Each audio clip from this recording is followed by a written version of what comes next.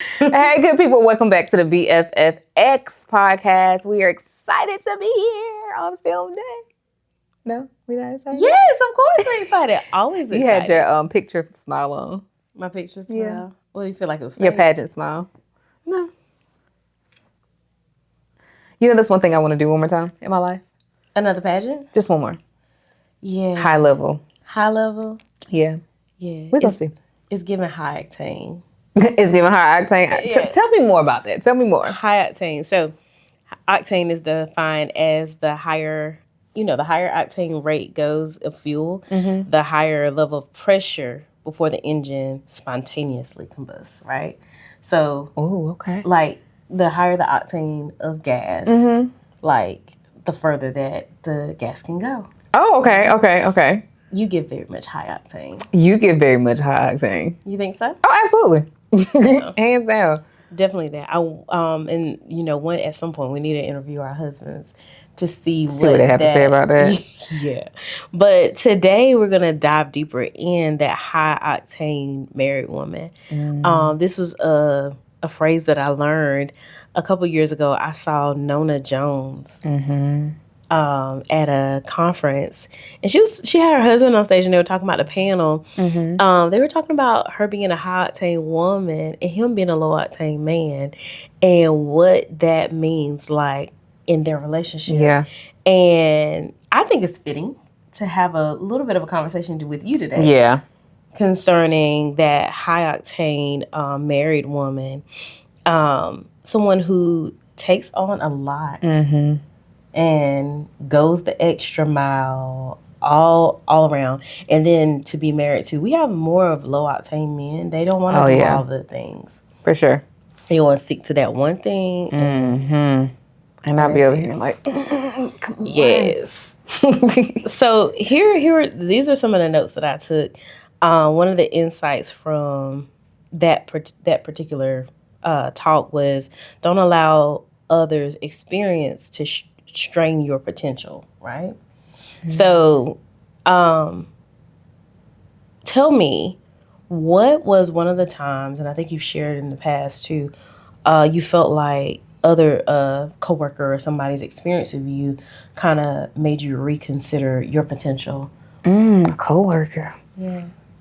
What time I tell you about? Spark my memory. So you were sharing about an individual, and his experience of you was that you were hard, you were cold, and how that kind of shaped your ideology of your potential. He was more than a coworker. He was my leader, actually, because I refused to call him my boss. But yeah, he was definitely he was my leader, and I don't know that this matters, but I'm not gonna say it yet until I land on that. But so he was newer to the company, and at first, he was asking me, since you've been here longer and you've been on the team a lot longer, I want to take some of my cues from you to kind of understand like what's the current culture and climate. And so at first he started very friendly, and then as he started to learn more about me and how I show up, my work ethic and the difference in us just having a casual conversation, and then how I am when I'm pursuing results, he just seemed very uncomfortable with that. And so we ended up having to have a one-on-one conversation, and he described me as being intense. And I was very much so offended, because I was very offended by that, because it's something that I feel like I've struggled with in the corporate space anyway, trying not to seem like the aggressive Black woman that I feel like everybody just immediately labels most Black women as. So, but he took the fact that I was very serious about my work and my passion about my work, and then he labeled it as intense. And that felt like what is it? What's the opposite of a compliment? A dig. It felt like a dig, for sure. Yeah. So intensity, right? So I think that goes into octane, right? When you are intense, right? But you get the results that others can't necessarily get. How do you feel like that plays a part in your potential? How do I think that plays a Like, part how in does my that potential? result to the potential of what you really think you can, how far you really can go? Yeah, I think it's manifested as me shrinking at times and feeling like I couldn't be my full self, even if my full self would actually get the job done well and probably better than what it was being done. And so, like, it would cause me in those moments to question, like, am I too much? Do I need to pull it in a little bit? And then that is uncomfortable. It's uncomfortable in any way, I feel like, even if you feel like you are enough in showing up as a mellow person, but somebody is asking more of you and saying that, like, okay, why aren't you loud? Or why aren't you excited? But you are excited, but this is just how you show it. I think it could work either way. But in my way, it felt more like, okay, I needed to fit the mold. I didn't fit the mold. And that made me feel a lack of confidence. It made me feel like something was wrong. Or then that's when the comparison starts coming on in my movies and you know what I'm saying? That head noise. But yeah, I think that, let me stop there because it might be getting to the next part of your question, what you're about to say. Go ahead. Oh, okay. You flowing. I will say that where I am now is understanding that I am fearfully and wonderfully made. Yes. Honestly, like, and it's one thing to say that and to say the scripture, but I truly live that now. Like, I'm truly feeling it. And I do have my days. There's days I wake up and I'm not that version of myself. But I will say overall, that is the core. That's my anchor. That's what I always come back to. Is like, oh no, this is how God made me. Yeah. You know what I'm saying? That doesn't give me permission to be rude, to be reckless, to not treat people responsibly. But it does give me permission to show up authentically myself. That's beautiful. Because I think that some of the things, like when we hear those critiques or, you know, we overpower other people sometimes because they don't show up the way that we do, it can be perceived that, you know, we need to dial it back. But I think in our truest authentic form and our geniuses, like the only way for us to truly live and be happy is to be us. Is to be. Let me be. That's good. That's really good. I know with me, I recently had one of my leaders in a certain particular group told me that I was spoiled. I was like, I'm spoiled? I don't know why. She was like, because you asked for you asked for whatever you want. And I was like, does that mean I'm spoiled? Or I have no problem with making my request known? Even if you tell me no, I'll accept your no, but I don't stop at no. And so the perception of that could be, oh, you're spoiled, which I don't think that I'm spoiled. I think I'm blessed. But I make my requests known to God, and He delivers every time. I make that request known to the people around me, and they typically deliver. I don't think they're spoiled. I'm just blessed. And I think that people have to be able to, one of the ways you can handle people responsibly is by knowing where you begin and end and where another person begins and end. And I feel like that was a definition that she was given through one of her own experiences, is that if I ask for what I want, I'm spoiled. And then that was projection to say, oh, you're spoiled because you asked for what you want. You know what I'm saying? So it'd be tied back to things that really have nothing to do with us, which is why I'm learning not to really take on people's perception of me. That's good. It's hard sometimes. It can be, especially depending on who it's coming from. It's very hard. I mean, it can be anybody with me. Sometimes I find myself, I'll go back home and I'll like ponder on it. Tony will be like, what's wrong? I'm like, I'm just thinking about something someone said to me today and trying to identify, is it true or is it something that I need to work on? And normally he's like, Becca, pipe down. That's just the experience. Don't. But I take stuff like that to heart. Moving on though. In order to unleash your high octane potential, you must learn like your life depends on it, because it does. What are you doing right now because we're entrepreneurs, like serial entrepreneurs. When I think about it, like we're in business with our husbands, we're in business by ourselves. So we have this partnership here. Like we really, like out here, when you're an entrepreneur, you don't necessarily have someone who is above you to answer to you all the time. To hold you accountable. Come on, girl. But with our octane levels, like we'll go. What are some things that you are currently doing to fuel your engine, like reading or podcasts that you're listening to? Yeah. What are you doing right now to do that? Oh gosh, this question's so fitting for where I am. Literally, I've been focused on just that. Like, how am I pouring back into myself and making sure not only am I continuously on the cutting edge of my space that I'm in as far as innovation in the industry, but just really learning.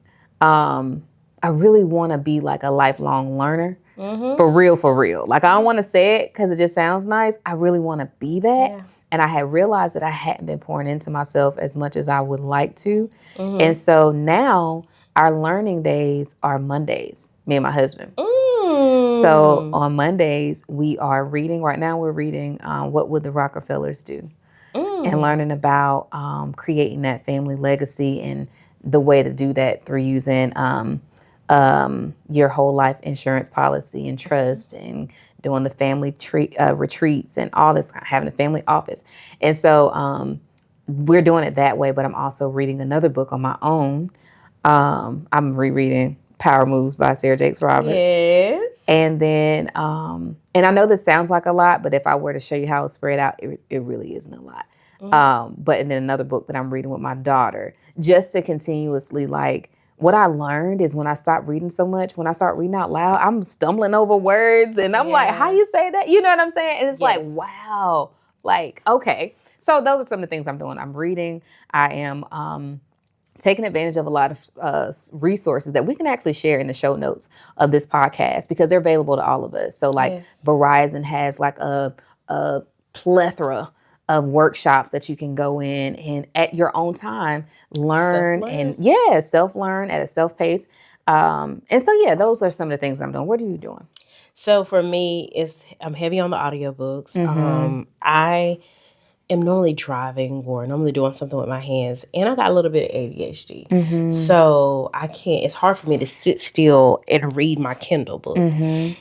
So instead what I do is I definitely play audio in my ear. When I'm driving long distances, I normally try to finish a book or at least get halfway through a book. And like you, I read multiple books depending on what area I need at one time.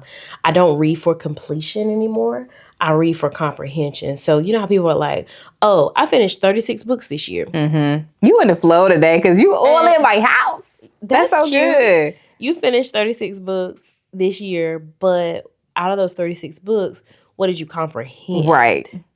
What did you really chew on, allow to chew and digest just so you can regurgitate it and then chew it a little bit more? So my biggest thing is even in the word, like I had a friend, she was like, I really want to tackle the entire Bible this year. I was like, that's very ambitious, sis. Let me know how you do with that. For me, I just want to focus on reading like one section of the book for this year. Because even if I do listen to or read the entire Bible, I can't say that I'm going to understand everything that I read and actually be able to. So I can check it off. I completed that. But did I comprehend the word? Did I comprehend what I read? So I'm reading the word, reading, I always go back to Business Secrets in the Bible. So I read that because it's a lengthy book. I read excerpts of that every year, all throughout the year, depending on what I am necessarily needing at that moment. And then I'm always reading something business and self-help. But I got a couple of fiction books that I'm looking forward to tapping into. Because I do a lot of self-help books. I do a lot. The majority of it is self-help in my library. But I recently finished again, what's the book that we read in book club? Redeeming Love? Yes. Okay. Recently rehashed that book, read parts of that. And I love that. So Redeeming Love by Francine Rivers, Hot 10 out of 10 Hollywood. We're going to create a book list like Oprah. Got to. We got to. Got because to. there's some good books. So much out there. But that fiction, yeah, having something to go to for fiction, for fun and things like that. I think that also balances out our intensity. Yeah. Yeah. No, I totally agree. So here's our last insight. Okay. Accept rejection as a redirection, not a roadblock. And I'm questioning, like, as a high octane woman, what are some things that or some experiences that you've had where you were rejected and you may have initially perceived it as a roadblock. However, in hindsight, it may have been redirection for you. Rejected. I mean, we might as well keep it in theme with friendship. Yeah. I definitely, I've had my share of rejection in friendship. Not, astronomically high or nothing like that. But I don't know if it was like, I reject you. I don't want you to be my friend. You know what I'm saying? But it was just the fact that the friendship was ending without my input. Or it was taking new shape without my influence. You know what I'm saying? So that can also be taken as somewhat of rejection. Like, okay, well, what did I do wrong? Or how can I fix this? And sometimes I go into overcompensation where I'm trying to force it to work. Oh, like, you gonna like me. Who am I not to be liked? And I know that sounds so cocky, but it took me a moment to even understand that that's what it was, that it was pride. Because I thought it was like, well, maybe I just need to show up different. Or maybe I can do this different. Or I need to prove myself a little more. And there's a little bit of that competitive nature that you have. Yes. And so I see little streaks of it. I'm gonna conquer this. Yeah. I see streaks of it. I see bold lines. Like I see sometimes I can see it really heavy in some of my past experience. And like you said, it's that competitiveness, it's that pride, it's that self-righteousness. And I had to digest that. Like I had to like really kind of like break it down to see that that's the root of it. And so now, I really be relying on God to like, okay, God, show me myself. Not show me them, but show me me. Show me in this situation. And a lot of my redirection comes from what he shows me. Wow. Or where he's telling me to go. You know what I'm saying? And most of it is not even like forward momentum.